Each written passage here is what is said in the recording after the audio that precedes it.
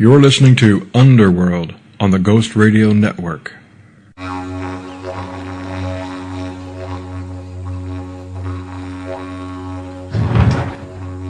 Listen.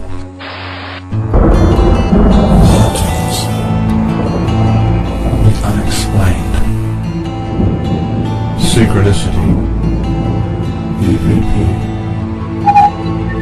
So why are you? I heard that. Absolutely fascinating. What are Min lights? Is it real? What do you think? I love you. The unseen. I'm alright. 1111. Who or what are mutilating cattle? Listen. Poltergeists. Your stories. Your experiences. Listen close. Hello everybody and welcome to the Underworld. This is Lia Ramses. Thank you for joining me tonight. We've got a great show as usual. We're going to talk ghosts and UFOs and all the things that you guys love. But before we get into that, I want to speak to you about a day with Australia's leading spiritual teachers. Lucy Cavendish, Lia and Attila and Scott Alexander King will be together for the first time.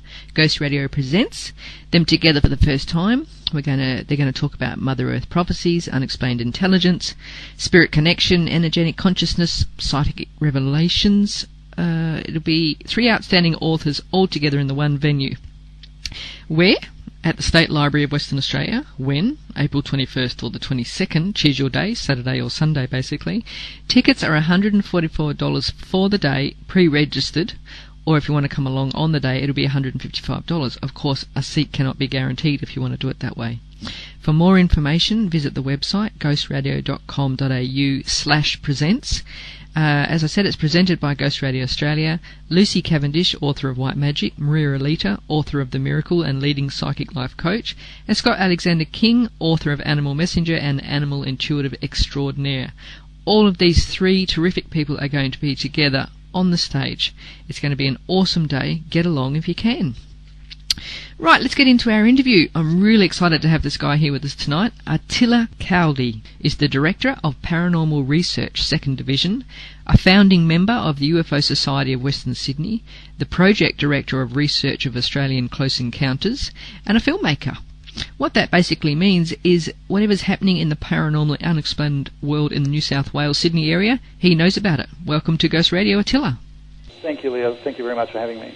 Now, I've been to your webpage and you've been doing so much work around your area, but I was really impressed with the level of expertise which has been, I mean, you've got all the equipment, all the tests going on there. This isn't just a bunch of people going out there and trying to find some ghosts. You guys are really dedicated and really passionate in your research, aren't you? Absolutely. I mean, the way we look at it is we do take a very serious approach to it and a measurable approach. I mean, what we're doing is basically with the second division is, I suppose, reinforce the survival hypothesis, the survival of the human consciousness after physical death. And I believe we've done that. I feel that the evidence that we've collected over the time that we've been researching has been unbelievable, and a lot of the information that we have, Leo, is well, should I say a lot of it, but partially we have that on our internet, so we have to update that on a regular basis because of all the work and all the findings that we have. So we've been very lucky with our investigations, you can say that. In fact, only one or two out of the plethora of places that we've investigated have really yielded very minimal results, but all the rest have really been incredible. We've had poltergeist activity, we've had apparitions, we've had pictures taken of remarkable figures that defy all conventional explanations. What are you able to tell us the places you visited, or are they kind of not? No, we'll see. The thing is that a lot of these places that we go to, the majority of them that we investigate, have never been investigated before. A lot of these people don't even know about. So you can say that they're commercially unknown, where ghost, tours have not been conducted. So really what we've done is we've approached people, we've actually done a fair bit of research and a fair bit of negotiation with a lot of these people, and one of the conditions was to keep the location confidential, and we have to honour that. Oh, fair enough. No, I agree completely. Talk to us about the poltergeist activity that you've encountered and what your understanding of a poltergeist is. Well, the term poltergeist is basically a German word, or it's made out of two words. Polter means active and geist a spirit. Pretty much what you have is a spirit or an entity that is making itself known through a series of taps or noises, moving objects, or actually throwing things around. Now, history says that a lot of these poltergeist activities are evil entities, which in fact we believe that's totally incorrect. What we've established and what we found is that a lot of the entities, a lot of the spirits on the other side are desperate to contact us as much as we're desperate to contact them. So they've learned the trade of moving objects, so they're going to use that to attract attention and hopefully establish some kind of communication. But of course, when you encounter that in a residential home, people obviously, well, it's paranormal, of course, because we don't know, we can't explain it scientifically, but we know for a fact that what they're trying to do is trying to establish some form of communication. So this place up at the Blue Mountains that we investigated is fascinating. I mean, I've read up a lot on a lot of the reports that have been, documented around Australia, so-called haunted properties. And yeah, we've heard a lot of stories as well, but of everything that I've heard and read and experienced, nothing has come near to the intensity of this place up at the Blue Mountains. We've conducted 3 intense investigations. We've been affected. My team members have been affected. The last time we had to get out of there. It was just becoming absolutely ridiculous. A lot of our members had been affected by so-called spirits. People were collapsing. At one point, we were dropping like flies. Really? We were in one particular room, and it was like a stampede coming through this large hallway and kicking things all around. At first, we thought somebody had broken in. But this is in the middle of nowhere, and you can appreciate that in order to go into or break into a place like this, you'd need a torch, because when you stand there, I mean, we have night cameras that emit infrared light beams. They're not night vision cameras, but they're your standard Sony handycams that you get that go on to night mode. So they have a natural inbuilt infrared filter, and they emit infrared light. Anything that bounces back, the camera picks that up. So we were only armed with that, and we could see partially at night, but there was no other form of illumination. If you would put your hand in front of your face, you couldn't see it. That's how pitch black it was. Yeah. So when we heard all this, we looked at each other and thought, no, somebody's in here. And we got up, stormed up the hallway with torches and everything blaring, and there was nobody there. Really? We were the only lunatics in that in that evening. And mind you, it was a thunderstorm. I mean, it was a classical story of a haunted place. Yeah. It was a stormy night. There was lightning in the background. It was pitch black. We were alone in this dilapidated old place. And I'll admit it, everybody was frightened. It was nothing like we've ever experienced before. As a passionate ghost hunter myself, I find it interesting that you say it was stormy, because it's been in my kind of research. It's not uncommon to get haunted activity near some source of water. This place that you visited, was it near a source of water, lake, dam? Not really, no. No? I think the only water there was we did have a major inundation a few hours before our arrival. Yeah.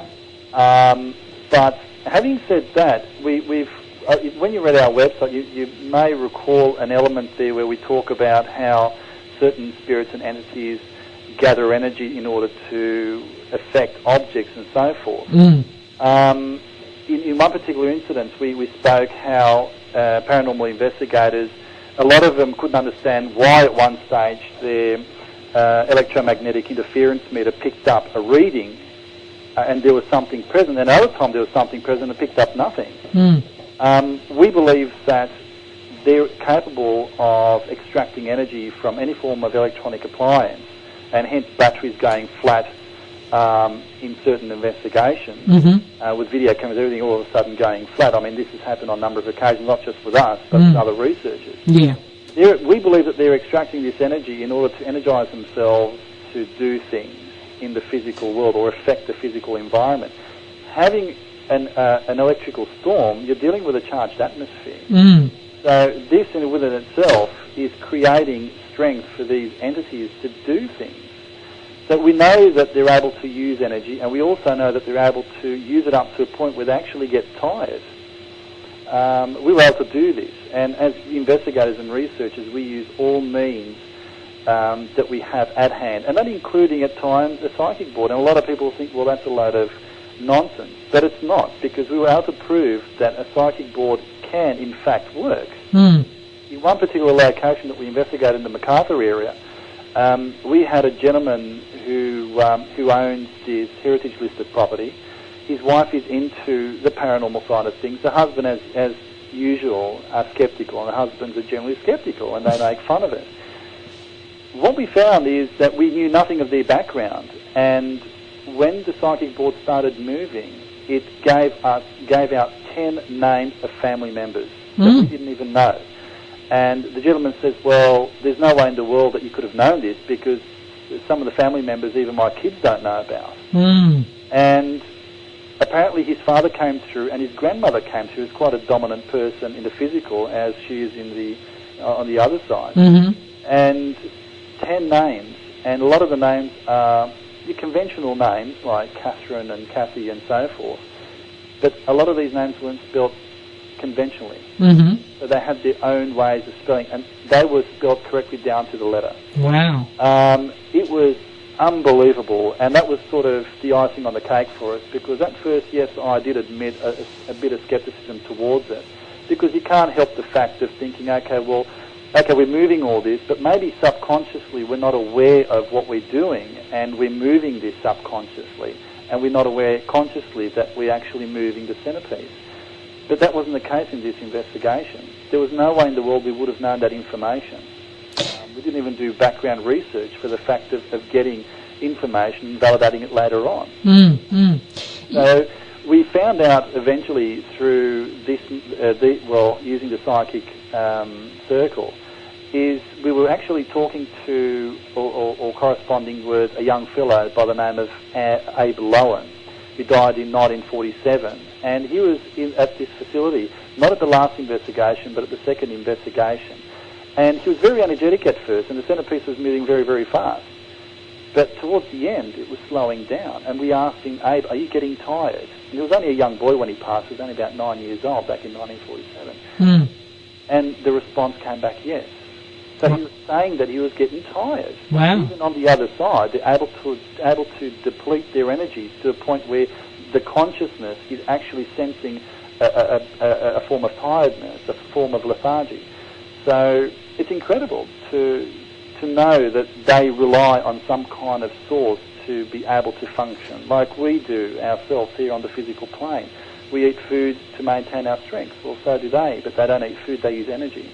That's actually eerily synchronistic, because my fabulous mother-in-law sent me a book. My in-laws are in America, and it was a book about a haunted property in America, and the person who was living there basically over several years channeled this man named Aaron, and he said basically the same thing, that when they drop themselves down to the density lowest to us, that they can't do it for very long because it's very tiring. Exactly, that's right. And so that was interesting to hear you say that just then. Now, you were saying that some of the team members were dropping like flies, so can we presume then that they also draw the energy from us? That's right. One particular, to give you an example, we did one of the classical seances where you stand in a circle and, we hold hands, and we offer the energies that we have within us to be used by these entities, by the spirits, to do things. after the seance, we all felt very, well, drained. For lack of a better word. And most of us had to sit down because gravity was really working against us. So, yeah, it seems that that's what they do. And in haunted places, a lot of people do claim to feel nauseous, they feel tired all the time. And that's the reason why, because they're extracting the energy. I hate the word psychic vampires, but they pretty much do that. They do use our energy to do things. But in this case, it was a co-creation. You basically offered and said, we allow. That's correct, yeah. In this case, we did offer it, and we were interested to see what the result was. Yeah. Another interesting thing that I hadn't thought about until I read it on your webpage, and then I did go back and think about it, is you say, the group says that the staircases are quite often haunted. And I had thought about that, and I went back to my webpage and I thought, yeah, there are actually a couple of haunted staircases. What's your reasoning for that? Well, there's a lot of theories, Leah, why staircases are sort of a favourite spot for spirits. One particular theory that goes around is that it represents the gap between the world of the physical and the world of the spirit. So it's like stepping up into the world of the spirit and stepping down to the world of the physical. So it's like a bridge between the two worlds. That's the other thing I can think of really is that obviously is the primary access point between the two levels of a building, having something to do with perhaps energy extraction or perhaps just observation. It's hard to say. You could only really theorise about a lot of this stuff. Going back to the poltergeist that you mentioned, the activity where that was happening, was there a family living in the house, or was it a building that had been abandoned? Well, it's a building that is no longer occupied. There are no residents there anymore because of the state that it's in. Because I've been following a theory for a while, and I'd be interested in your feedback, where there is a thought that because poltergeist activity generally happens when young children are involved, that the poltergeist is actually an extension of unexpressed motions of a prepubescent child. What are your thoughts on that? Well, look, that's like the Enfield case over in the UK back in 1977. A young girl there, I think her name was Jane. She was claimed to be the responsible person for attracting this poltergeist there, and it was a very well-known poltergeist case back in 1977. Very well documented too, and there was a lot of independent witnesses to it. And a few of the people from the Society of Psychical Research, a lot of the academics who are a member of that sector or faction, if you like, that's been going around since 1882. It's probably one of the first paranormal research organisation ever formed. They claim that because the young lady had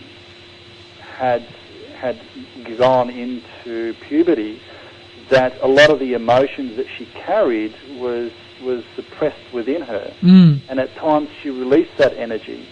And a human really acts like a coil or like a condenser, and we do have electricity going through us. I mean, if you go on a carpet and you touch somebody, we've all had the experience where you zap the neighbouring person, you've got static electricity. That's about 500 volts, but it's very low, so you're not going to kill them, but you can shock.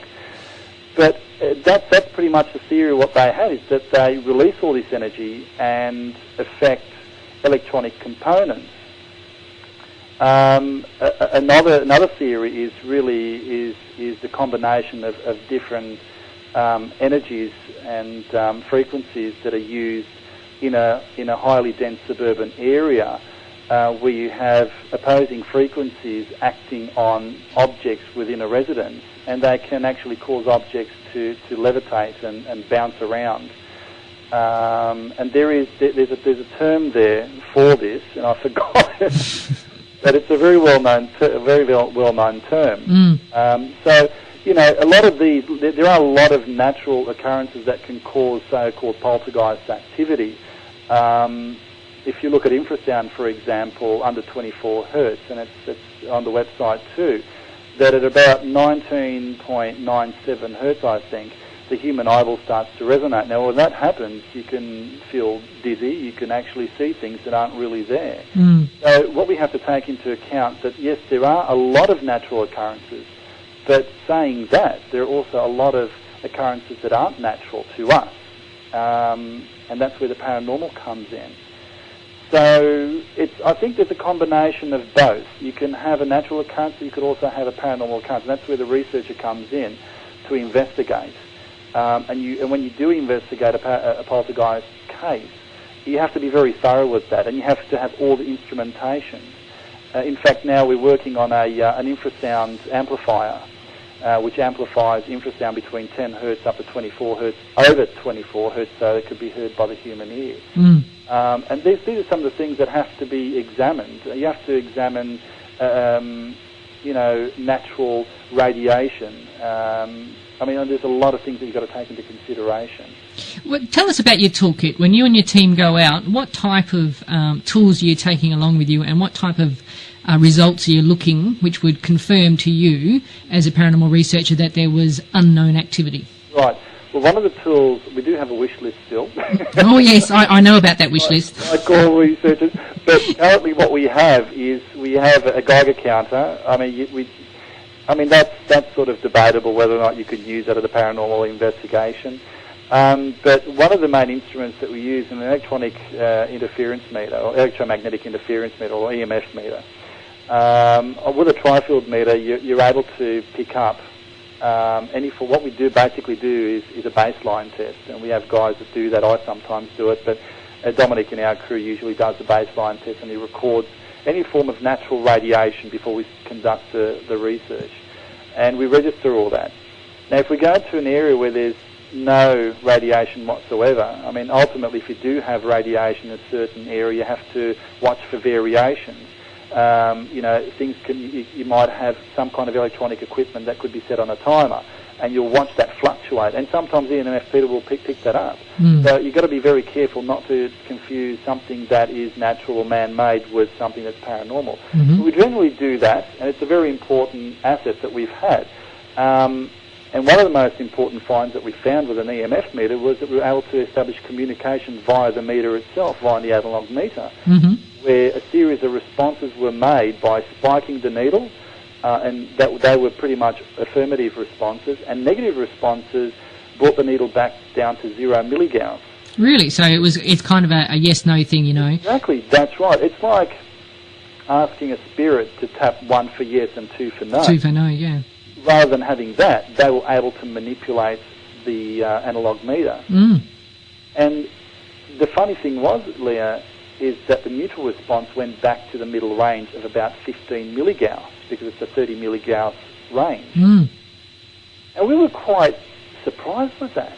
And we've got video cameras, as you know, and the video cameras started to switch off one by one. And just as we asked the question, look, are you uncomfortable with the video cameras? The last video camera was switched off, and it was recording.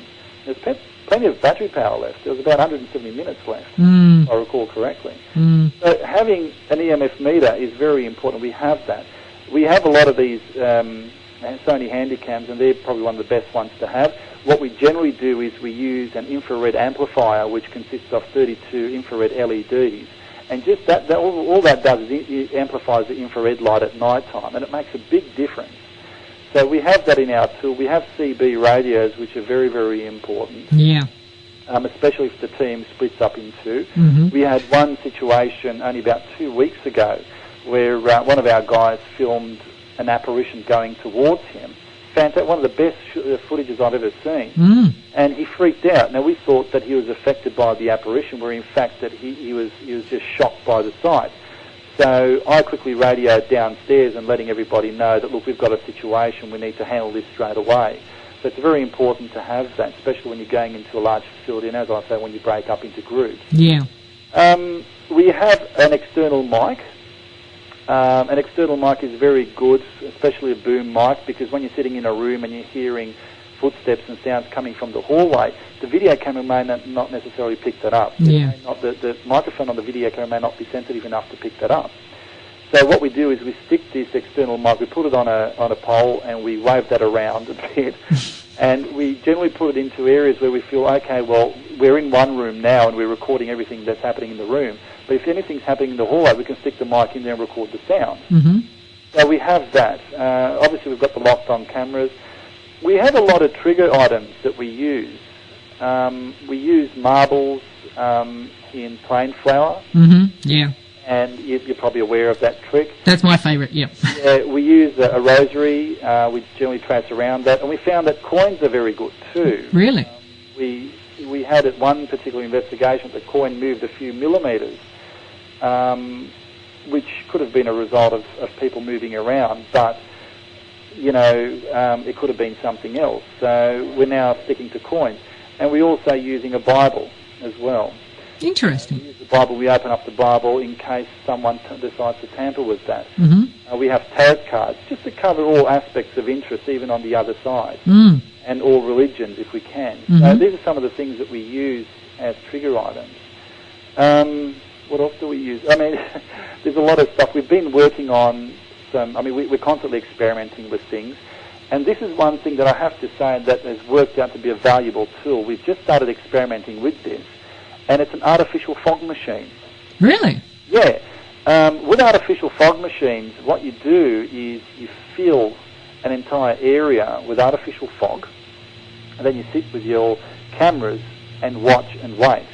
Because artificial fog is lighter than air. Mm-hmm. And if anything presents itself and decides to create an outline, you'll see it in the fog.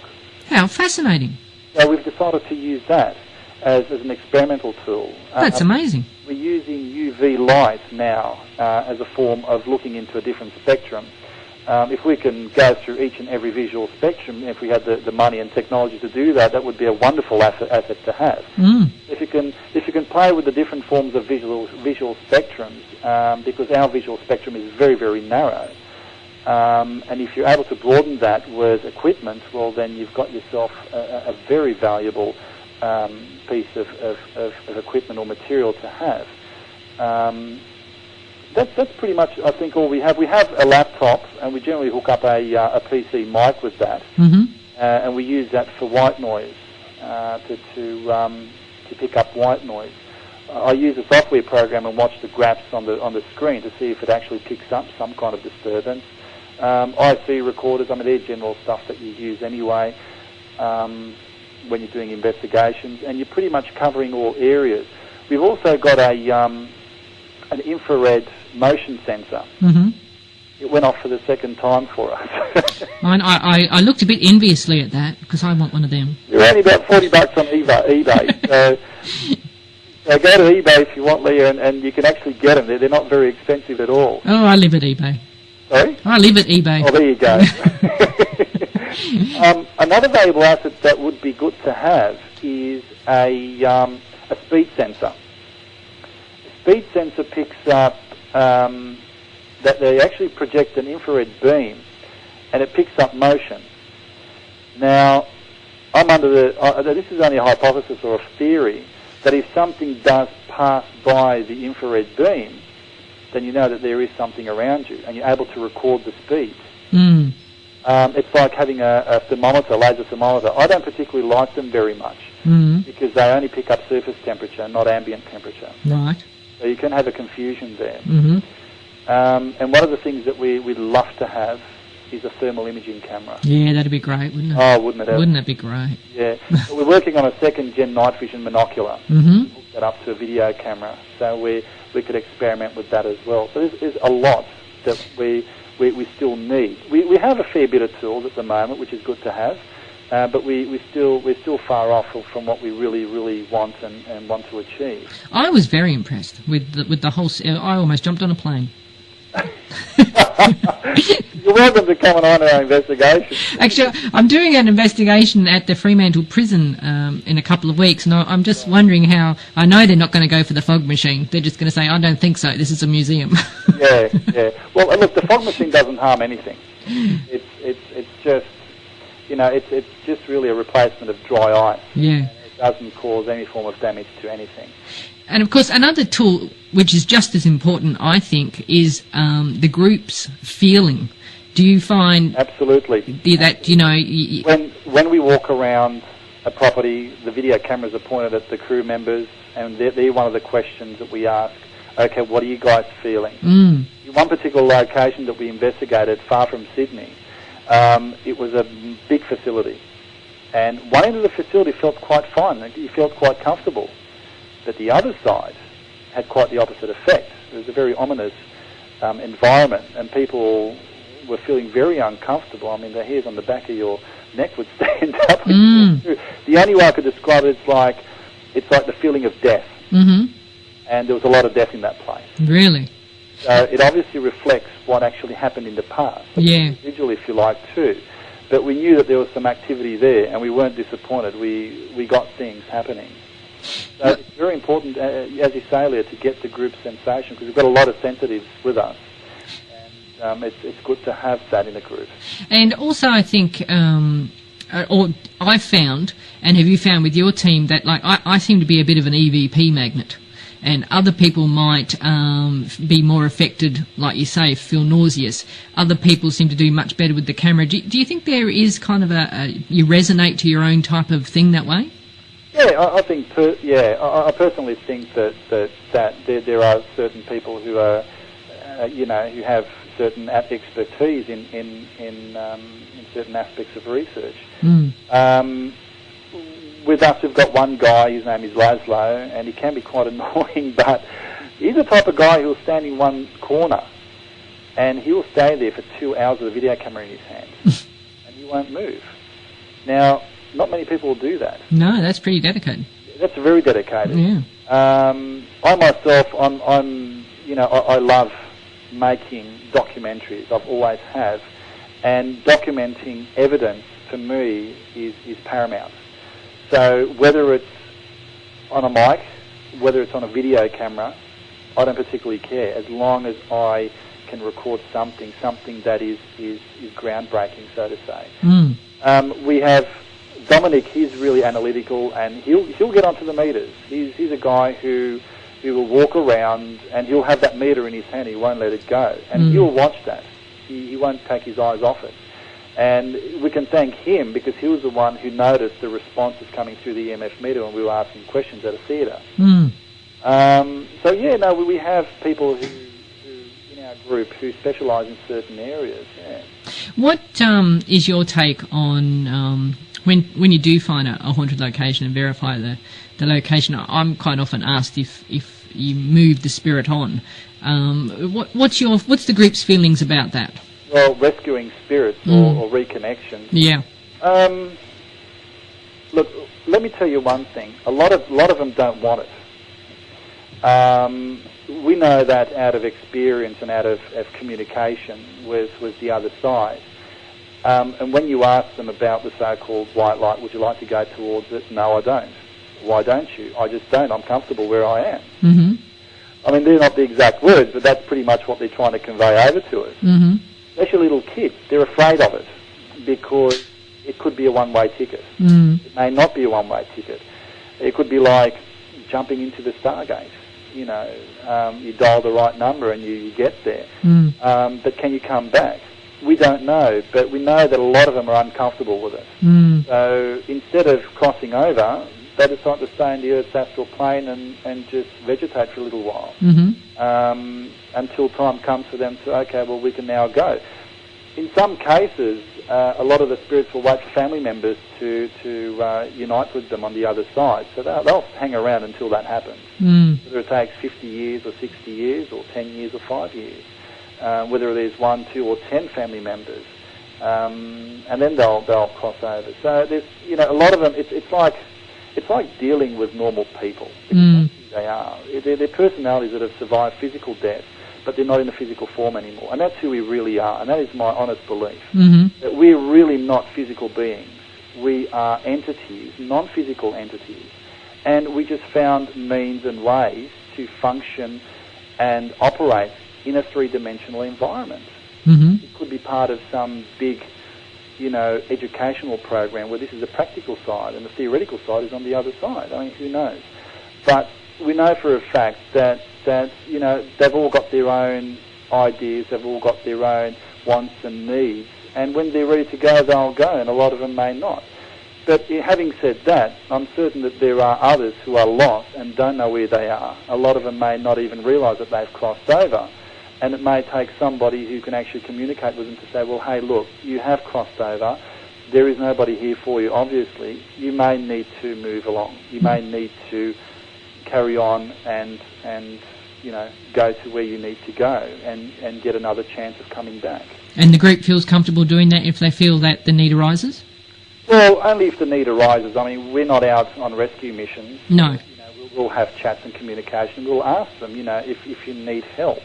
And if they don't need help, it's no use pressing the point because you'll only upset them. Mm. So, when they say no, and no means no, and we respect their wants and needs, and you have to leave it at that. Another thing I noticed on your website, which I was pleased about as well, was I have a theory that they're a bit like we would watch the television. Scenes can play out that you don't actually interact with. It can just be something that happens so often that the energy stays there, like the perfume smell stays in a room after somebody who's wearing it has left.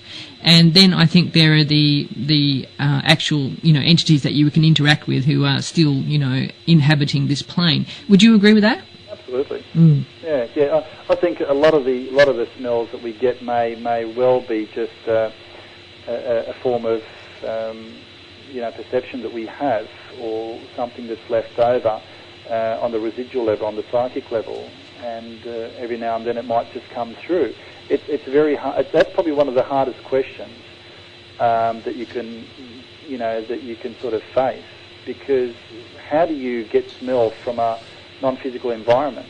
How do they produce that smell? How do they get that? Is it part of their energy system, or it's very hard to answer that question, really, where it comes from. That one, because I smell tobacco a lot. So if you ever find out answer that question, do let me know. No, well, maybe when I'm on the other side, if I get there, which one day I will. I will let you know. But yeah, I mean, funny you should say that, because on an investigation, we liaison and we also form alliance with a psychic medium. Her name's Kerry Waring, and she runs the Australian College of Psychic Mediumship in Campbelltown. Mm-hmm. And part of their curriculum, it's like a normal college. It's a college for psychic mediums, and you develop your perceptive abilities. And part of their curriculum is for the students to actually experience a haunted location. And obviously, as you know yourself, there are different categories of haunted locations. There are those that are mild, and there are those who are more intense. Mm. So the more experienced mediums decided to go on a venture to one of the most haunted places here in the Macarthur area. And we went in there and we set up and everything, and they were telling us what they were experiencing, what they were seeing. And all of a sudden, this strong tobacco smell came in. And I started asking Kelly, who's one of our members of our research team, and I asked her, "Can you smell that?" She goes, "Yeah, I can smell that." So yeah, it's funny you should say that. Tobacco seems to be quite a popular smell to experience in one of these locations. It's a fascinating area, and like I said, I can only commend you on the amount of work that you guys are doing. You just, and I was so impressed with the amount of documentation and the amount of real thought that you put into it. And as a fellow kind of researcher, I appreciate all the efforts that you're putting in there and finding the answers. Well, that's what it's all about, Leah. I think that researchers around the world should really consider working together rather than working against each other. Oh, I hear you on that. I really do. And it's just like with any form of community. Even in the academic community, people have their indifferences. And even the UFO field, in the field of ufology, I mean, the amount of arguments and disagreements that happen between organisations, it's really a shame, because people can get together and share information and have brainstorming sessions. And we have that with my group. We sit down and we have regular meetings and we have brainstorming sessions. And we start thinking, okay, well, this is what we've experienced. Let's break down the elements and see, okay, this is what happened, this is when it happened, this is what came through, this was the outcome. What could have caused that? And you'd be amazed that by just sitting down, having these powwows, the amount of information and things that pop up and think, yeah, that makes sense. That sounds valid, because if you add all the pictures together, you're actually forming a picture. And I think that if more researchers would do that, one organisation to the other would get together and sit down and start talking about things, I think we'd be able to achieve a hell of a lot more than what we have today. I agree. I also wanted to, so let's do that now. I also wanted to talk to you about your ufology work, which is just as extensive as your paranormal research, really. Tell us about some of the extraordinary journeys that you've taken into the Blue Mountains. Well, they are extraordinary journeys. We bumped into some evidence back in 2001 and 2002. We also had the opportunity to work a little while with Rex Gilroy, and he basically what happened is we received these informations about the activity of UFOs in the Blue Mountains area. So we decided to okay, let's research this a little bit more, because we found so many reports. And okay, you're talking of most of the reports that we get are close encounters of the first kind, which is your basic everyday sighting of a UFO. But these, in some instances, we're getting second and third kind stuff, and even fourth kind stuff coming through. And you start thinking, okay, well, this is getting quite interesting. There's obviously an area that this whole sightings are concentrated around. So let's do a little bit more research. So I just took the liberty of because I'm in real estate, I wanted to obtain telephone numbers, and I started making some cold calls of people who live within the vicinity of these accounts or encounters. And I was amazed of the information, the additional information that I got just by doing a cold call. And we thought, okay, now this warrants a serious investigation. So what we decided to do is prepare ourselves, because we knew that a lot of these sightings were coming from a particular location in the Blue Mountains, and they're actually disappearing into that region as well. And we thought, okay, well, there's a pattern here. We need to look at this a little bit more closer. So we decided to prep ourselves up. We decided to go rock climbing, and rock climbing became a buck for me. I decided to take that on. We decided to prep ourselves up. So my team and I were ready for the challenge. For 12 months, we worked out vigorously. We wanted to make sure that we were mentally and physically prepared for what was before us, and that we can face all adversities without any form of problem. So we decided to do abseiling, rock climbing, cycling, having brainstorming sessions, doing pre-expedition expeditions. So just getting a feel for the area, getting to know the area, studying topographical maps, getting emergency equipment like EPIRBs and GPSs, so that even if we got lost or if we got into a serious situation, we'll be able to call help. So eventually what we did is, when we prepped ourselves up, we decided to go on expeditions. And, our backpacks were packed. My backpack weighed about 30 or 40 kilograms, and I'll never do that again. Full of equipment and rock climbing gear and everything else, and we decided to hit the Canangara Boyd area. And we decided to close in. We decided to cover as much space as we possibly could and conduct observations at vantage points. Unfortunately, the second one that we did, because that was back in 2003, the second one that we did, no, that was the third one, I'm sorry, I'm trying to recall these, we've done so many expeditions.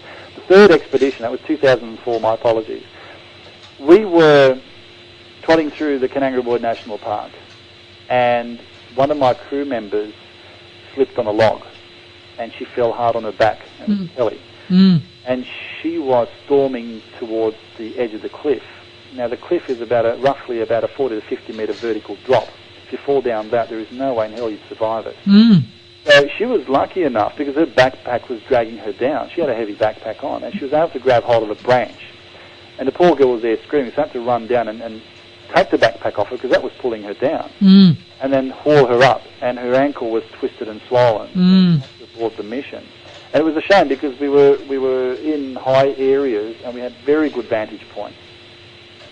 And the following year, we decided to go across the Blue Mountains, across the Cox's River, and we climbed Mount Cookham, which is one of the most notorious, climbs that you can actually, it's about 560 metres above sea level, and you're pretty much climbing the whole thing, Mm. It took us about 5.5 hours to climb there. We climbed it twice, because first you climb up, you take your equipment, and then you take your bike with you.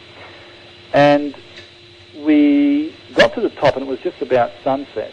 And Frank was with me at the time, that's Kelly's husband, and I said, well, look, we've got to get out of here, because we're in a corridor, and we can't camp in a corridor, because it's illegal to do that. So as soon as we got out of the corridor, we wrapped up camp, and we slept there for the night. And the following day, we went out to Cowmung Lookout. And Frank decided to take a number of survey shots. And when we had those shots developed, lo and behold, Frank picked up 3 objects cruising across the sky. Yes, they're very interesting. The pictures are on the webpage, which I'll give out now. It's www.ufosociety.com.au, and they really are extraordinary pictures. Yeah, so in order to get these pictures and get the footage that we did, so that we can present that to the world and to the public, and to show them, look, these are the things that are happening. We went through life-threatening circumstances. We've battled our way through dense forests, bush, jungles, you name it. We had to deal with brown snakes, black snakes, scorpions, bird-eating spiders, you name it, to get to the point that we got today. Mm. So these expeditions were necessary to be able to centralise and focus on certain areas of interest, and to be able to pinpoint a region that had that concentration, and I feel that we found that location. So, out there, there's a lot of underground mine shafts, and there's a lot of, there's a lot of, they're old coal mining mine shafts. There's a lot of that going on there. The national parks constantly patrol that area, or the water boards, because of the fear of terrorism. Mm. So they're the main activities that you get there. Occasionally you'll get some soldiers that are training down there, because certain areas there are used as training ground. And that's about it. But in certain aspects, these UFOs, so to say, because that's what they are, unidentified flying objects, actually are drawn to the most isolated regions in the Blue Mountains. Why? Well, more than likely because the Blue Mountains is only a stepping stone to Sydney, to the most populated city in Australia. Mm. So it would make perfect sense that if you're coming through a corridor, you are able to hibernate in an area that's totally isolated, and then work out some kind of strategy, some kind of agenda from that point on. So it makes perfect sense. It does. Is there much... I was going to ask you if there was much CE4 contact there, but before I do that, would you... because I don't think I've ever asked anybody before, to actually clarify the different levels of encounters that you can have. Different levels of encounters. There's CE1, CE2... Right, yes. Well, Alan Hynek, who was a professor in astronomy, worked with the United States Air Force, the Project Blue Book section from 1949 to 1969. Obviously, Project Blue Book kick-started in 1952, so he was obviously working on other projects prior to that. Mm. Now, his main job was to debunk the UFO phenomena on a scientific level. And the United States Air Force thought, well, okay, if we have a scientist that go out and investigate certain UFO incidents and cases, that by having a scientist there making a claim that, okay, it was swamp gas from Venus, it was more acceptable than something coming from a layman. Mm. So they used Alan Hynek for that purpose. But towards the end of his career with the United States military, or United States Air Force, he was starting to think, well, hang on, a lot of these cases don't have normal explanations to them. They're unconventional, a lot of these things. So after 1969, he formed the Centre of UFO Studies in the United States, and he was the one who came up with the so-called close encounter classification. Now, Alan Hynek also helped Spielberg make Close Encounters of the Third Kind. He actually appeared in that towards the end. Yeah.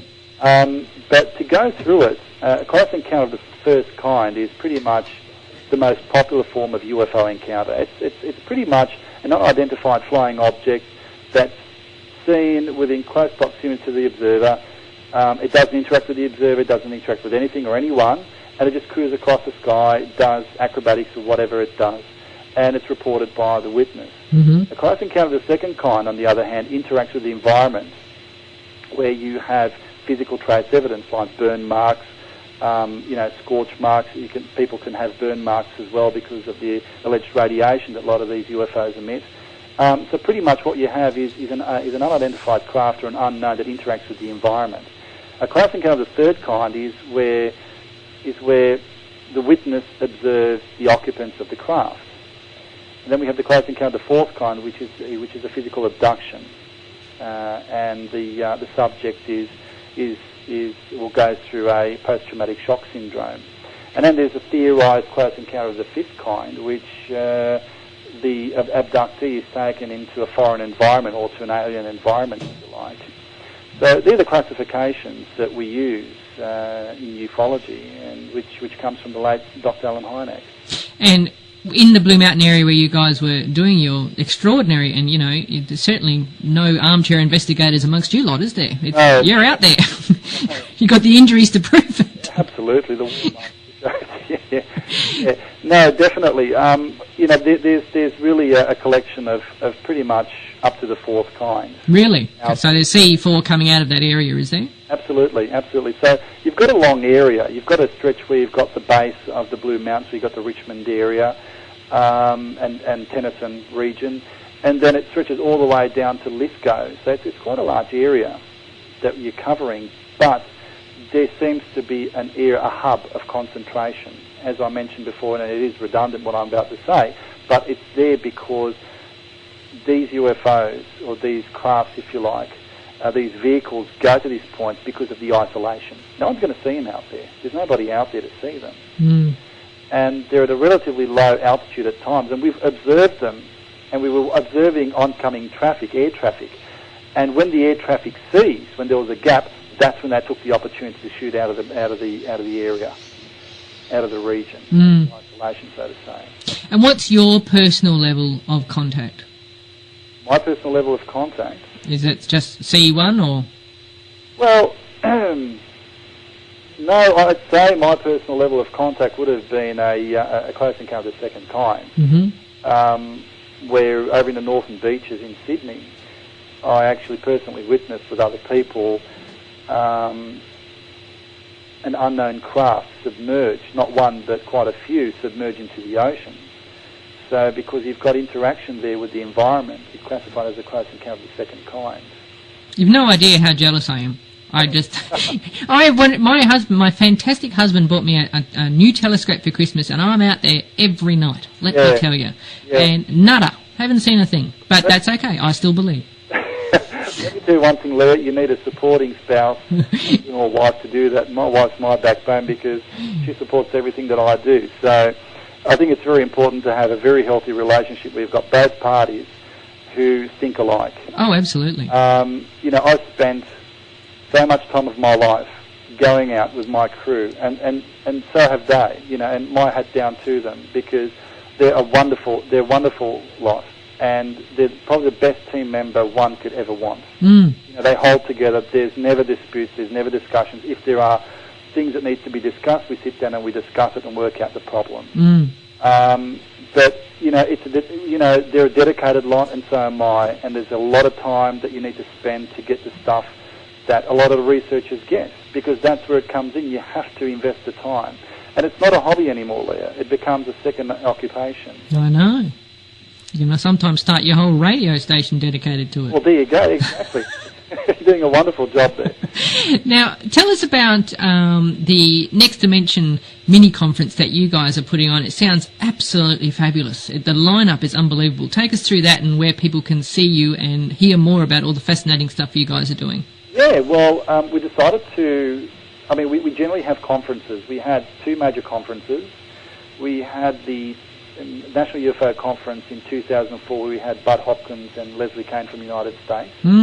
Last year we had Jaime Maussan from Mexico and attracted quite a large crowd. Ghost Radio interviewed him when he was here for that. That's right, you did too. That's right, and we're waiting for him outside because we're going to take him on a harbour cruise. I'd enjoy that too. But this year we decided to do a mini-conference and we decided to go out of the ordinary and call it the Next Dimension. We didn't want to call it the New Dimension because there's nothing new about it. It's something that's always been there. And we try to cover all aspects of paranormal, of the paranormal phenomenon, and or phenomena, should I say, and pretty much covering from ufology to the spiritual side of things. Now, in this conference, and it's the first time that anything like this has ever been done in the Northern Beaches. And the Manly Daily came out and did an article on us because it was a first of its kind. And we received quite a large amount of interest from the local people because we know that the Northern Beach has been very, very active with both UFO and with paranormal activities. So we've decided to get a variation of speakers to sort of satisfy everybody. So one of the speakers is I mentioned her name previously, from the Australian College of Mediumship, is Kerry Waring, and she's a psychic medium. And she's going to explain the spirit world through her own eyes and trying to establish contact as well, similar to what John Edwards does and Gordon Smith. So, yeah, she's going to do that. She's going to have a talk about her experience as well, how she became a psychic medium. We've got Lorraine Cilia, who's been one of our longest members. She's the Vice President of UFO Society, and she runs the Project Blue Water at the Northern Beaches and also in the Central Coast. And she's going to be talking about UFO encounters, but primarily to do with coastal encounters. Darren Brody, who's a member of our group and of our team, and Darren is a very talented person, and he's got a gift of healing. And he's going to talk about the reconnective healing that he does. So he's a very, very interesting fellow to listen to. Is that Dr. Eric Pearl's reconnective healing? That's right, that's the one, yes. Oh, yeah. So Darren's going to do a brief talk on that, and he's going to also demonstrate, I think, through a DVD or through a video of other forms of alternative healings. Dominic McNamara has not long ago, a couple of years ago, joined our group from AURA, which is the Australian UFO Research in Adelaide, Australian UFO Research of Australia Association. Now, he's also the spokesman for the Disclosure Project of Australia, and Lorraine has been helping Dominic out with getting declassified documents from the National Australian Archives in Canberra and in Sydney. So Dominic's going to be basically talking about the Australian government involvement with the UFO phenomenon and the research, and also some of the evidence that they have from the declassified documents. And myself, I'll be talking as well, but more to do with the paranormal research, and also I'll be showing some footages of what we've so far, of some of the most more impressive finds that we've had, that we've been able to obtain through our investigations. And if people want to get along and see all this, as I'm sure they do, where do they go? Well, they can visit our website, which you mentioned before. It's www.ufosociety.com.au, and there is a section there which is UFO conferences and products, I think, or just conferences and products.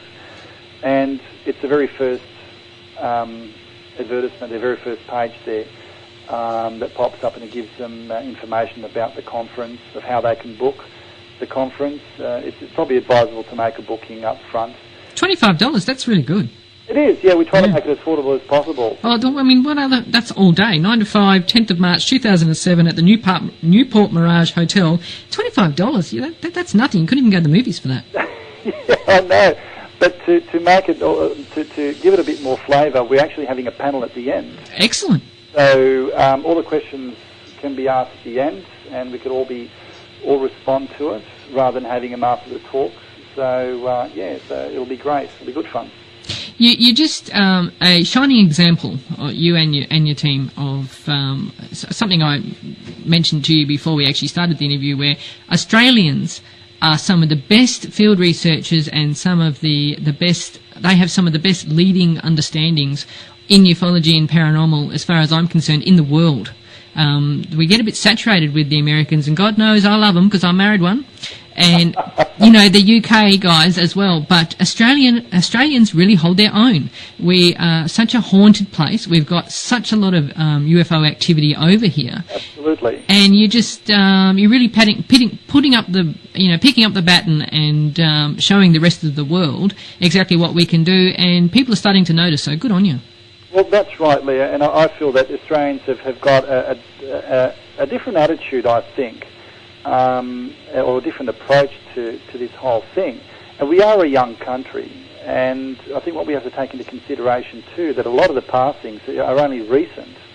So they're not 600, 700, 800 or 1,000-year-old passings. A lot of them are within a reasonable time frame. So naturally, we're going to receive a lot of paranormal activity as a result. But what my team and myself decided to do to respond to that is to show the world, if we can, by producing a documentary film and showing them that, look, this is what we have in Australia. Australia is just as extraordinary as any other place in the world. We have a combination of everything in this country, from UFO encounters to unusual animals to paranormal activities. And I think we have got one of the most intense and the most fascinating paranormal encounters or occurrences and hauntings in the world, and it just hasn't been recognised yet. No, I agree. My husband calls Australia a control region. He said because it's an island, it's basically been able to evolve, and it's just fascinating stuff. That's right. We're so far away from everything. I think people have sort of forgotten about the Great Southern Land, but I think they should turn their heads and think again, because we've got something more to offer than a lot of other countries have. And like the Hopi Nation with their stories of the ant people, I think a lot more research, and Bill Chalk has picked up the baton and done a little bit of it, but a lot of it, but I think the Aboriginal tales of the Wandjina and, to me, their obvious off-world contact, which is documented through their culture, really needs to be investigated. Absolutely. So tell us about this documentary of yours, Oz Unknown. Well, the Oz Unknowns is one that we've done previously back in 2002 with very minimal technology at the time. It was pretty much to do with some of the cases that we investigated, our organisation investigated.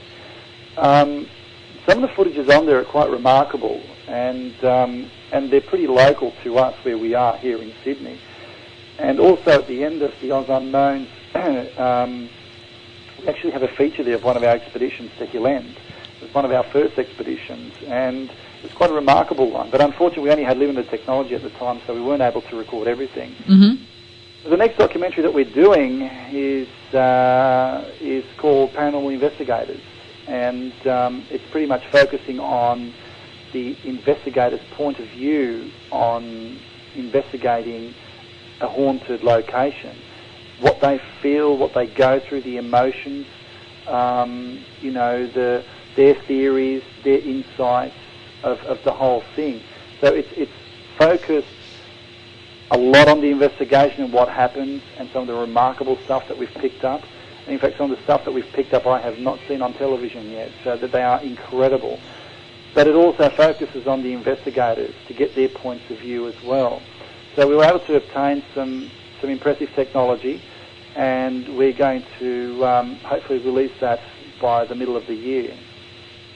And is this something you're hoping to promote to mainstream television, or is Absolutely. I've already made some contacts in relation to that. So all we need to do now is to approach them and show them the material what we have. Because don't you find it extraordinary that Australia doesn't have like a most haunted? I think we should have. I think we should have. I scratch my head and I say, well, you know, why hasn't it happened? Well, you know, you're going to take a lot of the screaming out and a lot of the you know, the overacting in it. But, you know, with what we do is we go in and you won't see a lot of screaming or yelling. You'll see people frightened. You'll see people running because they don't know what's coming towards them. But you'll see the natural reaction. There's nothing that's been rehearsed. There's nothing. Everything's genuine. The way you see it is the way it happened, and you'll see it from researchers. So from a research point of view, but I think we should, because the amount of places that we have here that are haunted, and a lot of them are unknown. You know, a lot of them you won't read in the book, and a lot of them are only sort of, you know, spread amongst the local community, mere whispers at times. And sometimes they catch our ears and we'll think, oh, hang on, what's that? What's that? Are you talking? Am I hearing that right? Is that place haunted? What's happened there? So, and then we'll start getting some more information, start approaching, you know, the appropriate people to gain access. And 90% of the times, Leah, people will say, look, let's not promote the place, let's not say where it is, we're happy for you to use it in whatever documentary that you're doing, but please don't tell anybody where it is. So that's the only thing that we're going to have in our documentaries. It's going to be secret locations, a lot of them, because we have to respect the requirements of the owners. And let's face it, a lot of people out there don't appreciate all this. And, you know, if they've found out where these places are, you know, that these places could be subject to vandalism. It's a shame. And that has happened before. And you're talking about historical locations, beautiful places that have been built, you know, in the colonial and Victorian eras, that are 150 years of age and have survived the test of time here in Australia. And these places are beautiful, and just going there within itself is an experience. Yeah, and I was just thinking also once, I mean, you've got places like Monte Cristo and that, and I mean, I'm sure it's a fabulous place. I haven't been there personally, but I'm sure it's a fabulous place. But once a location then starts to market the fact that it's haunted, it can sometimes, it can do it like a flip on you. So yeah, that's right. It loses its edge. Yeah. So if you are going to places which are not, you know, traditionally haunted and don't have the traditional tales of, you know, the grey lady or whoever attached to it, it's like a base level research, which is excellent, I think. So a lot of my members say that in these places that the spirits do get sick and tired of constantly performing. And you could imagine that might be the case, that they're so sick and tired of people coming and going. And we've all got different levels of energies, and all these different levels of energies that are going into these properties, I feel that can affect them, either positively or negatively. And a lot of them are probably more afraid of us than we are of them. So, yeah, I agree with you totally, that a lot of these places that aren't commercially known will yield more results than, for example, a place that has got regular ghost tours. Just one final question. I know you said you and your team have been frightened, but at any stage, have you ever felt like you were in danger? Yes. Really? When was that? We have. From live people or entities? Oh, yeah, live people. No, not really live people. From something that that came through us. It really. Sorry, I'm losing my voice here slowly. All this talk. About 2 weeks ago, about a month ago now. Sorry, because time really goes fast. We investigated this place that I would consider to be one of the most haunted, if not the most haunted place in Australia. But it's very difficult to make that claim that it's the most haunted place, because there are dozens of other locations out there that haven't been investigated. So we can't really say that. But it is really, the activity there is very intense. And at one point in time when we had the stampede, you know, they were throwing things, they were walking around. We actually got photos of alleged entities even with the digital camera. At one point in time, the guys were on a psychic board, and a lady by the name of Jeanette came through. Now, Jeanette came through me on the first investigation. I actually collapsed. Wow. And I wasn't aware of myself at the time. The only thing I actually can recall clear is being dragged out of the facility. But this Jeanette came through, I wasn't on the actual board itself, and told us to leave, to go to the opening, watch the opening, and then leave. Mm. And there are certain words on these psychic boards, so you can't actually make out sentences unless they spell it out letter by letter. But she felt that, I've only got limited amount of energy, and the information I'm giving you is important, and this is what it is. And it actually spurred out one of our team members as well, that he needs to be at the opening, because I was at the opening there. Mm. And all of a sudden I felt drained. I was hearing something around me. I was thinking, okay, well, is this fear or is it not? But I wasn't totally intimidated. I was more interested, intrigued, and hopeful that whatever it is, that we're able to catch it on camera. Yeah.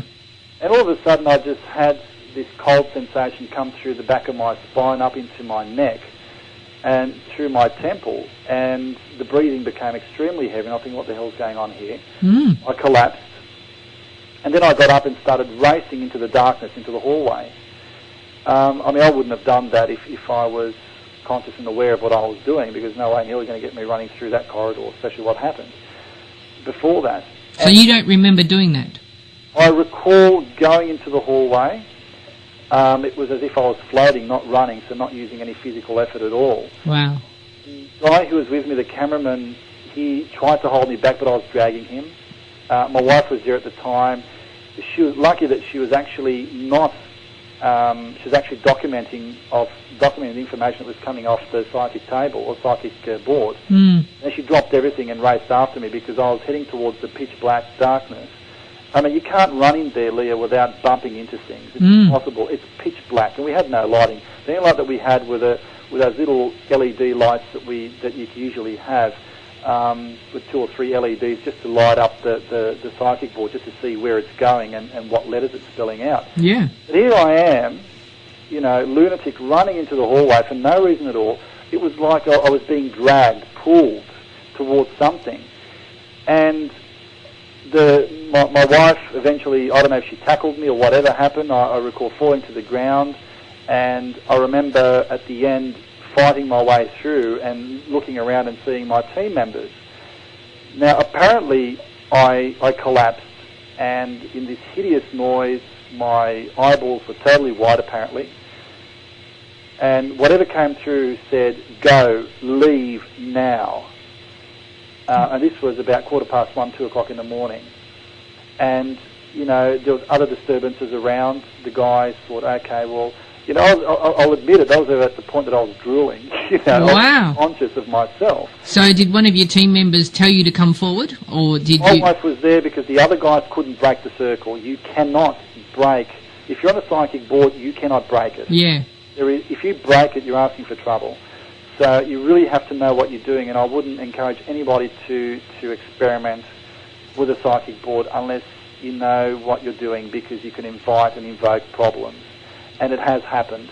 Not with us, but we've heard of the stories. Yeah, yeah. So they had to make sure that centerpiece, the little glass circle, went into the middle of the psychic table, into the middle of the psychic board.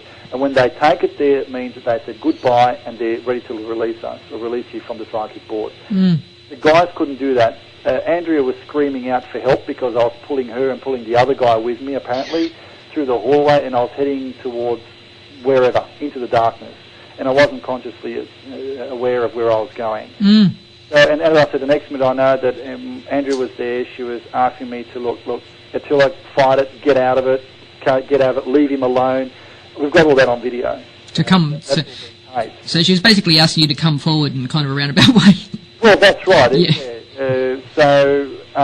And Leo, let me tell you one thing. This has happened to me on several occasions, but nowhere near the magnitude to this. Wow.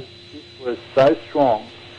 I felt that it was to be an old male entity, but he was determined to get the information through and say leave and never come back. Did you feel violated? Sorry? Did you feel violated? I don't know. I don't think I'd use that word, violated. I was glad as a researcher that I was used as a tool and that was recorded on video. Yeah, because, there's a bit of a difference between asking entities to use your energy to maintain contact. Oh no, this was nothing like that. No, this was jumping in and taking over. Jumping in and let's go for it. Yeah. I don't know what the purpose was for taking me into the hallway. All I know that what happened to me felt as real as anything. Could it have been, a split personality of mine? Well, I'm 35 years of age and I've never suffered from split personality, so I'd probably rule that out. No. Whatever it was, it felt very real to me. And the voice, when I listened back, I just had goosebumps listening to myself. I bet. That the voice itself was totally distorted. One of the team members said that there was some transfiguration in my face. So obviously they saw something coming through. I honestly feel that this can happen, that they can actually say, okay, enough's enough, we're jumping in and we're telling you guys to leave now because we've had enough of you, we don't want anybody here. Did the team leave then? We did. Yeah. I didn't want to leave. I was pretty much crawling on the ground afterwards. I was so weak that I could hardly keep my eyes open, but, I'm like a Saxon warrior, fight to the very end. Actually, as a filmmaker and as my husband's a filmmaker, I can imagine you actually saying, "Did you get it on film?" I did, and that was on the first question. Yeah. Did you get it on? Get on up. Even if I die, get it on. Yeah. Did you get it on? There is a level of enthusiasm, a level of insanity too when it comes to filmmaking because you want to make sure everything's documented. You don't. I know personally, if it's going to cost my life, as long as it's been documented, that what has happened to me is something that's unnatural, and I feel that's a big bonus to have, that you've got that level of commitment from each team members, really, because everybody's like that. Well, that's just Call of Duty. That's extraordinary. That's really extraordinary. That's some footage I would definitely want to see. Definitely. Yeah, well, hopefully we'll put that in. I've got to really think again before I want to sort of advertise myself as in that state, because it is embarrassing to show people, but it happened, and the guys are saying, well, look, don't be embarrassed, it happened to you, this is what's happened, it's genuine. Jeanette came through the very first time apparently, and then it was clarified by the board itself that this is Jeanette and this is my warning, and I wasn't even on the board at the time. I had the mic in one hand and the other guy, Lazo, was next to me filming the hallway. So it was really, it caught us unguarded. It was so unexpected. And to top the whole evening up, Leah, I was sitting on the chair looking out through this window. It was close to 2 o'clock in the morning, and it was cloudy outside, and I saw this star. And it was cruising very slowly and then stopped and just accelerated away. The star? And I'm thinking, you're joking. After what we had all night, just to top it up, we had a close encounter the first time. Yeah. It was remarkable. So we left, but we left with the knowledge that we can't go back anymore. Wow, that is absolutely extraordinary, and these are the types of things you're going to hear when you go along to the Next Dimensions mini conference. So I urge everybody to get along. There's a guest page made, of course, on Ghost Radio. You can click on through from Ghost Radio to the UFO Society's webpage, or through to the Next Dimensions webpage. I urge everybody, if you're in the area, get along. $25, people, come on. It's 10th of March, 9 to 5 at the Newport Mirage Hotel. Attila's going to be there with some of his team, and you can hear all about this extraordinary stuff. I can't thank you enough, Attila, for being our guest tonight. It's just been so interesting. Oh, look, my pleasure, and thank you very much for having me, Lia, and I appreciate the effort that you've put into it. And I definitely want to hear from you again. We'll have to do like a monthly check-in of what you guys have been up to, because half the stuff here, I was going to ask you about Laszlo and about his weird thing that he had. Okay, well, look, let me tell you one thing. I'll say this, I won't keep you up any longer. I actually teaching paranormal investigations through the MacArthur Community College, and with my students I was under the assumption that 5 weeks would be sufficient enough. No. Well, no, I'm wrong, we always go over schedule every single day, so no, it's one of those things that, especially if you're involved heavily into research, there's a wealth of information that you can talk about, and you can talk about it all until the sun comes up and down. So, but we'll do it again. We'll check in next month, and we'll ask I'll talk to you. I want to talk to you about Project Blue Water and about these other things that I've got down here. So we're going to check in next month with Attila, and we're going to talk about that. We'll talk about the response to the conference.